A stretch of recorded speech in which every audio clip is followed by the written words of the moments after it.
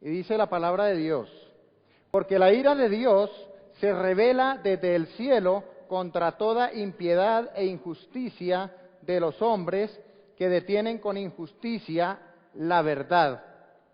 Porque lo que Dios se conoce les es manifiesto, pues Dios se lo manifestó. Padre, te damos gracias, maravilloso Dios, por esta palabra maravillosa, Señor. Padre, sé tú glorificándote, Señor, sé tú colocando, Señor, tu palabra, Señor, en este siervo, en el nombre de Cristo Jesús. Amén y amén. La predicación tiene el título de Una revelación natural de Dios.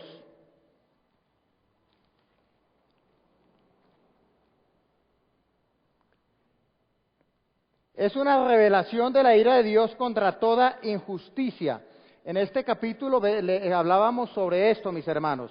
Es una revelación del pecado del hombre. El hecho es que el hombre es pecador. La verdad que se puede decir es que el mundo es culpable ante Dios y todos necesitan de justicia. Mis hermanos, todos nosotros somos pecadores. El mundo es pecador. Y por ende se necesita de justicia. En esta parte, acá el apóstol Pablo no trata de comprobar que el hombre es pecador. Si usted trata de leer esta porción, mi hermano, de la palabra de esa manera, no comprenderá el verdadero sentido.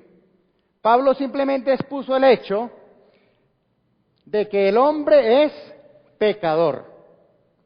Pablo no solamente mostró que hay una revelación de la justicia de Dios, sino que también hay una revelación de la ira de Dios contra el pecado del género humano. En la primera parte de este versículo dice: porque la ira de Dios se revela. Si queremos saber lo que realmente es la salvación, es necesario que sepamos cuán malo es el pecado. El pecado es la medida de la salvación. Es que la ira de Dios es su sentimiento más que su castigo por el pecado. Escuchen esto, mis hermanos. Es su santa ira. La ira es la antítesis de la justicia. Y se usa aquí como un correlativo. Y la frase está siendo revelada constituye la respuesta de Dios a quienes afirman que el Antiguo Testamento presenta a un Dios de ira y el Nuevo Testamento presenta a un Dios de amor. Hay una revelación continua tanto en el Antiguo Testamento como en el Nuevo Testamento de la ira de Dios. En estos tiempos modernos se revela en nuestra sociedad contemporánea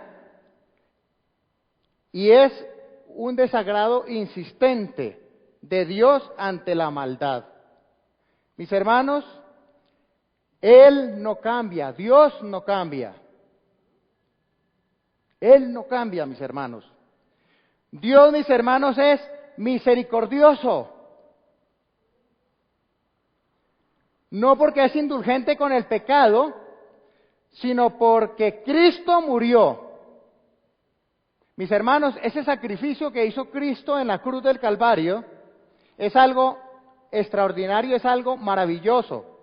El Evangelio no ha cambiado, mis hermanos, la actitud de Dios hacia el pecado. Miren lo que ha hecho el Evangelio. El Evangelio ha hecho posible que Él acepte al pecador. El pecador debe tener o la justicia o la ira de Dios. ¿Qué prefieres tú? ¿La justicia o la ira de Dios? Yo prefiero la justicia, porque la ira de Dios es tremenda, mis hermanos. Ustedes saben cómo fue en la época antigua, en el Antiguo Testamento, cuando era la ira de Dios. Él borraba todo, dejaba todo limpio con la ira de Él. Y ambas se revelan desde el cielo, tanto la justicia como la ira de Dios. Amén. ¿Ustedes quieren saber cuán malo es el pecado, mis hermanos? Mire, por ejemplo, los casos de las enfermedades venéreas, todos los casos que han habido y que hay hoy en la actualidad, porque el hombre ha estado pecando, ha estado haciendo cosas que realmente no se deben de hacer. Ha cogido la parte sexual de una forma toda azarosa, una forma que no la deben de hacer, mis hermanos. Por eso, debido a eso, vienen todas esas enfermedades venéreas como el SIDA y otras muchas enfermedades, mis hermanos, que están afectando hoy a la sociedad, al mundo entero. Nadie puede evitar estas consecuencias del pecado. El juicio de Dios es revelado desde el cielo contra todo pecado e impiedad. La impiedad es lo que está contra Dios. Es la negación del carácter de Dios. La irreligiosidad, el desconocimiento de la existencia misma de Dios, eso es pecado. Muchas veces, muchos eruditos que dicen que saben demasiado, niegan la existencia de Dios. Y eso es lo que no se debe hacer, mis hermanos, porque eso es pecado. La injusticia, en la cual aquí se menciona en este versículo, es contra el hombre y la impiedad es contra Dios. ¿Qué significa esto, mis hermanos? Significa la negación de la soberanía de Dios, la acción del alma. Por ejemplo, hay un ejemplo, un hombre que sale manejando en una forma, estando embriagado, sale a la autopista y no tiene en cuenta absolutamente ninguna señal de tráfico. Se pasa absolutamente todo, viola absolutamente todas las reglas, mis hermanos. Mata a alguien. ¿Eso qué es? Es injusto. Peca contra el prójimo. O otra persona que no es legal en la parte de los negocios. Le gusta hacer trampa.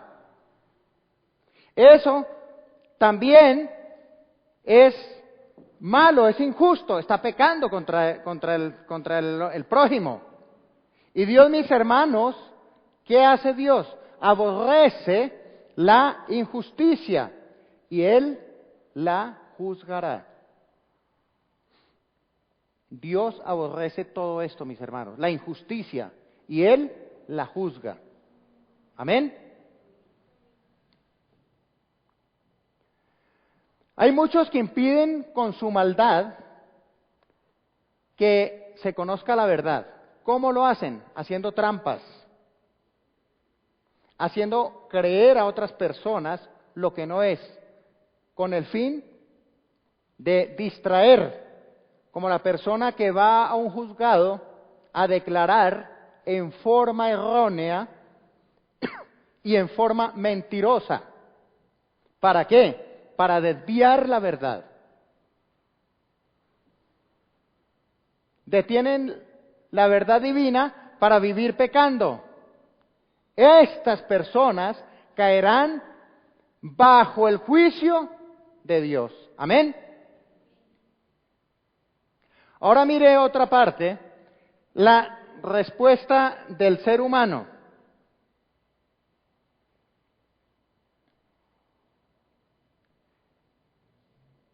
Y está en Romanos 1, 21 al 23. Pues habiendo conocido a Dios, no le glorificaron como a Dios, ni le dieron gracias, sino que se envanecieron en sus razonamientos y su necio corazón fue entenebrecido.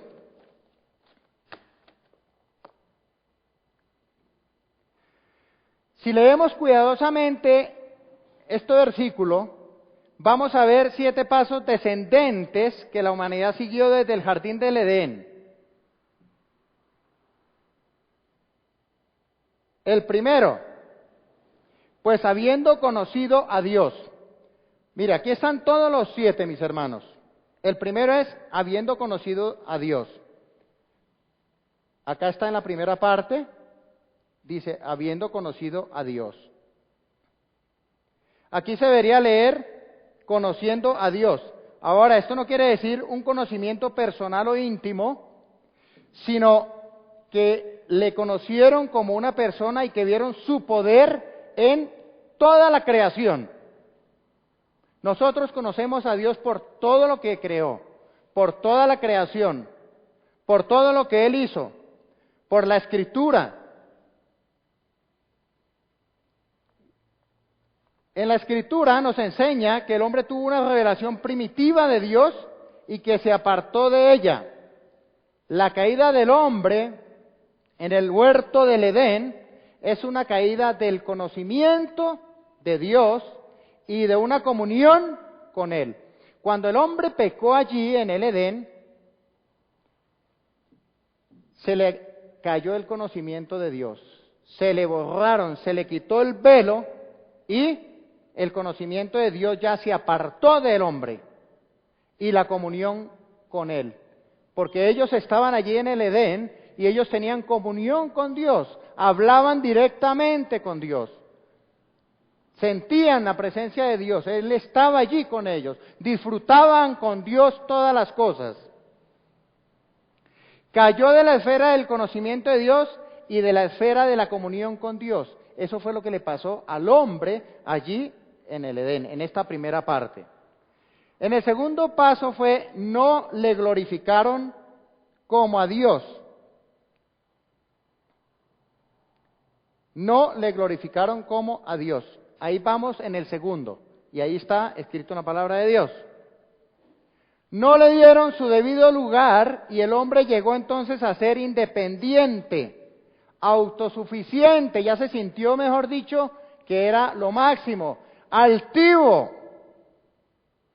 Y no es extraño que los hombres proclamasen en un momento de la historia que Dios estaba muerto. En un momento de la historia, el hombre proclamaría eso. En el pasado la familia humana no sugirió que Dios estaba muerto. Simplemente le volvieron la espalda a Dios y convirtieron al hombre en su Dios. Se olvidaron de Dios. Tomaron al hombre como un Dios. Vieron al hombre y entonces todo ahora era guiado. Vieron al hombre como un Dios. Dejaron a Dios de lado. En el tercero dice, no le dieron gracias a Dios. No le dieron gracias. Aquí lo podemos ver. Ni le dieron gracias. El dejar de dar gracias a Dios revela que el hombre ha roto su relación con Dios. Mis hermanos, nosotros debemos darle gracias a Dios absolutamente por todo, porque nos ha dado un nuevo día, porque nos da esa fortaleza día a día para poder emprender nuestras actividades diarias, por todos los inconvenientes por los cuales pasamos. Esa es una de las maneras de darle gracias a Dios por la bendición de los trabajos, por la bendición de nuestros hogares, por la bendición de estar disfrutando de su palabra. Tenemos que darle gracias a Dios por todo, mis hermanos. ¿Amén? Por todo. Si se enferma uno, gracias Señor. Si es bendecido, le multiplica el Señor en buena manera todo lo que tú tienes, lo que Él le pida. Gracias Señor. Pero muchas veces nosotros nos olvidamos de darle las gracias a Dios. Shakespeare, mire lo que decía: aborrezco más la ingratitud en un hombre que la mentira, la vanidad, la murmuración, la borrachera o cualquier otra mancha de vicio. ¿Sí ven? El Señor Jesús, mis hermanos, sanó a 10 leprosos. ¿Se acuerdan de esto? Sanó a 10 leprosos. ¿Cuántos volvieron allí a donde el Señor Jesús a decirle, gracias por habernos salvado? 1. ¿Y eran cuántos? 10. ¿Se dan cuenta, mis hermanos? Después de que uno le clama al Señor, Señor, sáname, Señor, hazme esto, pero cuando el Señor le responde, cuando el Señor le da, cuando el Señor lo sana, cuando el Señor lo saca de donde estaba, no le agradecemos, no le damos gracias a Dios por esto. ¿Sí es lo importante, mis hermanos, de darle gracias a Dios? El cuarto, sino que se envanecieron en sus razonamientos. El verbo para se envanecieron se deriva de la misma raíz de la palabra de los judíos para ídolos, mataía. Cuando el hombre rehúsa retener a Dios en sus pensamientos, entonces la vanidad llena el vacío. Tenemos que tener mucho cuidado con esto, mis hermanos. Que no nos coja la vanidad y llene el vacío que debe estar ocupando el Señor. Muchas veces la vanidad, todo es vanidad, dice en la palabra de Dios. Tengamos mucho cuidado de esta vanidad. El hombre se envanece en sus imaginaciones y uno de los resultados es la hipótesis de la evolución. ¿Sí se han dado cuenta ustedes, mis hermanos? Que la evolución del hombre fue, o del mundo, fue por el Big Bang, que fue una explosión y que entonces de allí nació el mundo y que nació el hombre, la teoría del Big Bang. ¿Sí? Al ser descartado el Dios de la creación, el hombre imagina toda clase de filosofías en cuanto a la creación del hombre. Muchas personas dicen que el hombre desciende del mono. Pues hermano, les comento algo, que si un mono fuese demasiado inteligente, hay una manera muy específica y muy fácil de capturar a un mono. Ustedes le llenan allá una jaula de arroz, entonces el mono mete la mano, toma una manotada de arroz y él no la va a volver a abrir. Y cuando la va a sacar, los barrotes la trancan, porque él no va a soltar el arroz. ¿Eso es de una evolución inteligente? Yo no dependo del mono. Entonces, esa es la manera muy fácil de coger a un mono. El mono no suelta lo que ha tomado en su mano. Tomó la manotada de arroz, cerró su mano y quedó allí atrapado. Y nadie lo estaba cogiendo ni nada, sino él mismo se atrapó. ¿Se dan cuenta, mis hermanos? Entonces, la evolución no es así. La evolución es que Dios creó al hombre a su imagen y semejanza. Amén. El quinto paso está en la frase, y su necio corazón fue oscurecido. O sea, recibió tinieblas espirituales. Aquí se trata de la rebelión intelectual contra Dios que continúa aún en el día de hoy. Hoy en día también muchas personas no quieren recibir al Señor. ¿Por qué? Porque tienen todavía esa amargura en su corazón. Tienen ese corazón de piedra. Un corazón que no tienen amor. Porque Cristo vino fue a enseñarnos eso, a darnos amor, a que nosotros diéramos amor. Y esa es la parte fundamental que Cristo vino a enseñarnos. La fundamental, el amor. Este es el motivo por el cual muchos de los intelectuales de nuestros días se han entregado completamente a ideologías ateas, habiendo rechazado la revelación de Dios. Aceptan los razonamientos de los hombres, no aceptan lo que habla la palabra de Dios, sino aceptan libros en los cuales hablan de otras cosas extraordinarias para ellos, pero nunca tienen como base fundamental, como primer punto al Señor. Nunca lo tienen.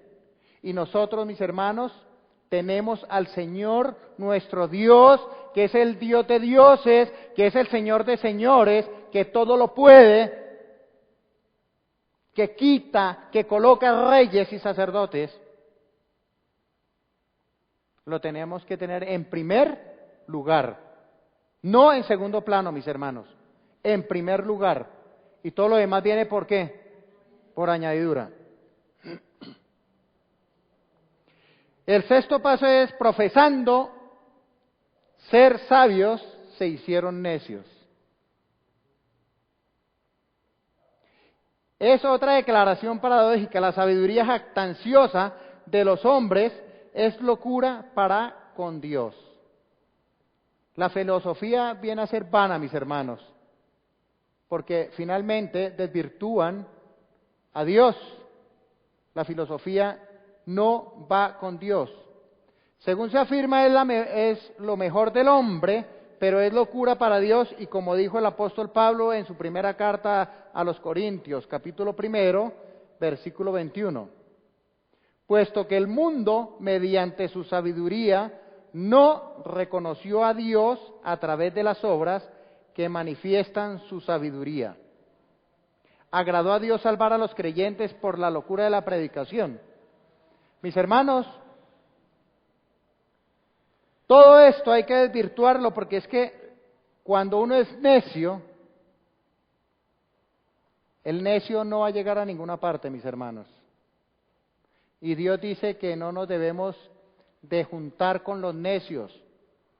El que se junta con sabio, sabio será.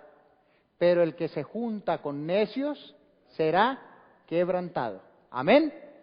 Entonces, mis hermanos, debemos es juntarnos con sabios. ¿Y qué más que la palabra de Dios que nos da la sabiduría?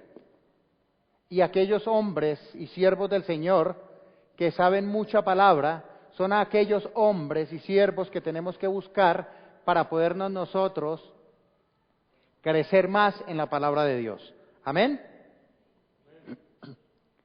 El séptimo y último: y cambiaron la gloria del Dios inmortal por imágenes del hombre mortal, de aves, de cuadrúpedos y de reptiles.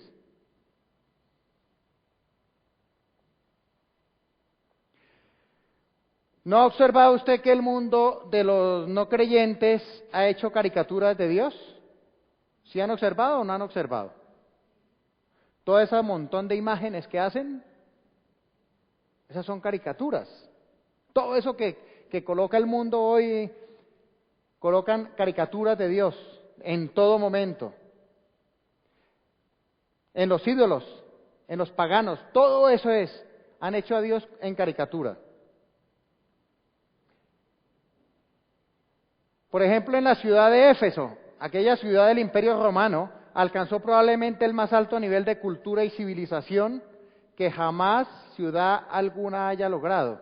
Sin embargo, en el centro neurálgico de la ciudad se encontraba una de las imágenes más horribles que uno pudiera imaginarse, conservada en el templo de Artemis, equivalente a la diosa romana Diana, templo considerado una de las 7 maravillas del mundo antiguo.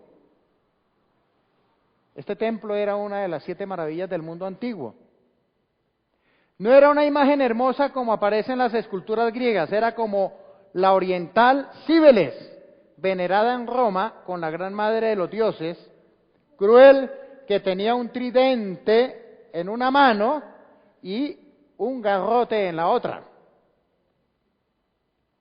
Y esta fue la idea de que el pueblo más culto y civilizado tenía de Dios. ¿Se imaginan ustedes, mis hermanos?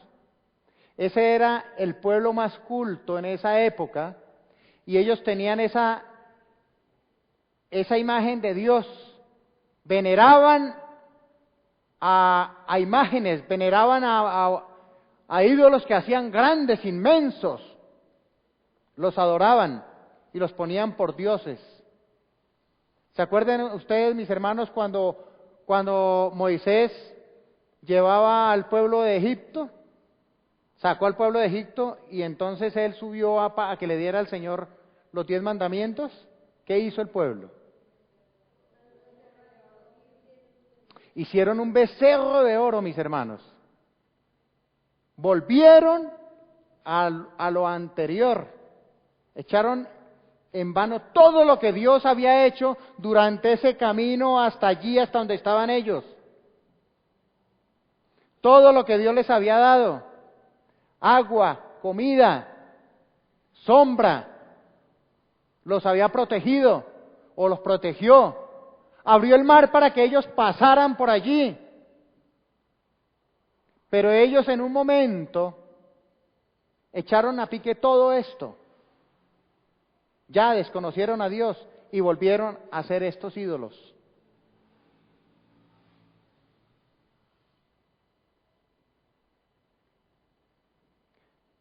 El hombre no empezó como idolatría. El salvaje del día de hoy es muy diferente al hombre primitivo. El hombre primitivo era monoteísta. ¿Qué significa esto? Ellos no creían sino en un solo Dios, ¿cierto? La idolatría no fue implantada sino hasta más tarde. Ellos creían en sus dioses, ellos creían en un Dios. Acuérdense ustedes aquí en Colombia, cuando estaban con los chichas, ellos pensaban que el Dios era el sol y que la diosa era la luna. Pachué. ¿Y cómo era el nombre? Y Bochica. Entonces, mis hermanos, ellos tenían un Dios, ellos creían solamente en un Dios ellos.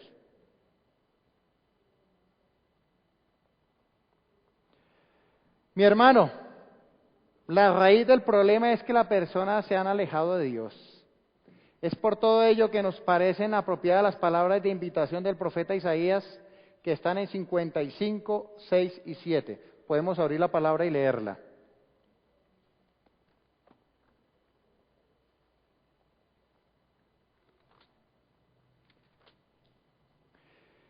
Isaías 55, 6 y 7.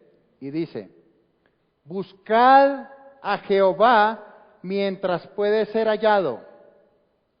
Llamadle en tanto que está cercano. Deje el impío su camino y el hombre inicuo sus pensamientos y vuélvase a Jehová, el cual tendrá de él misericordia, y al Dios nuestro, el cual será amplio en perdonar. Mis hermanos, hay que volver al Dios de dioses, al Rey de reyes y al Señor de señores. Al que nos está pendiente ahí para perdonar, que cuando tú te caes, Él extiende su mano y lo levanta. Al que lo apacienta, al que lo soporta, al que todo le es posible. Dios nunca nos ha abandonado, mis hermanos. Yo estuve en una oportunidad, me fracturé un pie y duré 7 meses con ese pie así, extendido. No tuve para el arriendo, no tenía cómo conseguir dinero para comer. Las personas que llegaban allá a visitarnos, ahí estaban los recibos encima del closet, entraban y llegaban y cogían el recibo y decían: este me lo llevo, se lo va a pagar. Uy, gracias, Señor. ¿Quién hace esto? Dios, mis hermanos. La persona que nos arrendó el apartamento, la señora decía: usted es una buena persona. Dios nos dio gracia ante esta persona. Dijo: usted algún día me va a pagar. Y así fue, se le pagó, porque fueron palabras proféticas de esta señora. Usted me va a pagar, y se le pagó hasta el último centavo. Y ella iba a la finca y traía comestibles, nos traía plátano, nos traía comida y nos llevaba, nos decía, tenga. ¿Quién lo hace? Dios. Hoy en día hay muchas personas que le arrendan a usted un apartamento y al contrario, le sacan a usted los ojos. Si usted se retarda 2, 3 meses o un mes, ahí mismo inmediatamente le colocan demanda para poderlo sacar de allí. O para quitarle absolutamente todo lo que usted tenga. Hasta la cama se la quitan a uno. ¿Qué tiene que hacer uno, hermanito? Colocar un cartón y dormir. Así tenga que colocar uno un ladrillo de cabecera. Pero mis hermanos, si sabemos confiar, si volvemos a Dios, al misericordioso, al que todo nos da, mis hermanos, esto no va a suceder nunca más. Amén. Mis hermanos, coloquémonos de pie.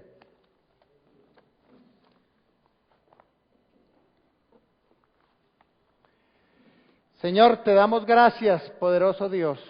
Te damos gracias, Señor, porque tú eres fiel, Señor.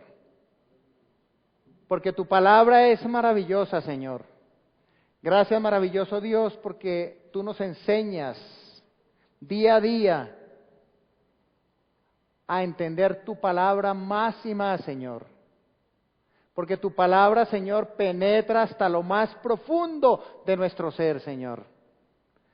Padre, en esta hora, Señor, yo te pido, Padre amado, que coloque en los corazones de cada una de estas personas que nos están viendo por el internet, de cada uno de los siervos, Señor, que están en este lugar, Señor, que esta palabra sea arraigada, Señor, sea esculpida en cada uno de los corazones, Señor del cielo, y que se haga rema en cada una de nuestras vidas, Señor. Te lo pido, Señor del cielo, en el nombre de tu Hijo Jesús, Señor. Gracias, maravilloso Dios. Aprovecho para darte las gracias, Padre, por el privilegio que tú me das, Señor, de estar acá al frente, Señor, para disfrutar, Señor, para dar tu palabra, para enseñarla, Padre amado. Gracias por esta sabiduría, esa inteligencia y ese entendimiento que tú, Señor, me das. Gracias, maravilloso Dios, por mi familia. Gracias por la familia, Señor, del Centro de Fe y Esperanza, Señor. Le doy gracias, Señor, por los siervos que tú has colocado aquí, Señor. Gracias, maravilloso Dios, por todas las bendiciones que tú nos tienes, Señor. Gracias, maravilloso Rey, porque este año va a ser un año de bendición, de prosperidad, Señor. Porque este año, Señor, como varones, Señor, punta de lanza, vamos a marcar la diferencia, Señor, en este lugar. Gracias, Padre, porque tú, Señor, has colocado en nuestro corazón el querer como el hacer en tu santa y buena voluntad. Padre, gracias, Espíritu Santo. Yo bendigo, Señor, a las personas que están aquí, Señor. Yo declaro, Señor, en este momento, Señor, en esta hora, que las personas que están sufriendo, Señor, de algún mal, de algún malestar, de alguna enfermedad, Señor, en el nombre de Jesús de Nazaret, la declaramos sana y libre de cualquier mal, Señor, de cualquier acechanza del enemigo, Señor del cielo. Padre, bendice, Señor, sus alacenas. Bendice, Señor, su parte financiera, Señor. Las personas que no tienen empleo, Señor, ábrele puertas, Señor. Porque tú eres el Dios que abre puertas, Señor. Y cuando tú las abres, Señor, no las cierra jamás nadie, Señor. Te doy la gloria, te doy la honra, en el nombre de Jesús de Nazaret. Amén y amén.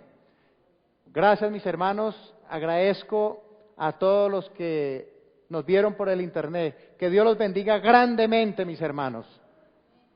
Podemos irnos en paz, mis hermanos, y no olvidemos, mañana tenemos las actividades acá en la iglesia, tenemos la reunión de la célula madre a las 6 de la mañana. Y El domingo, mis hermanos, los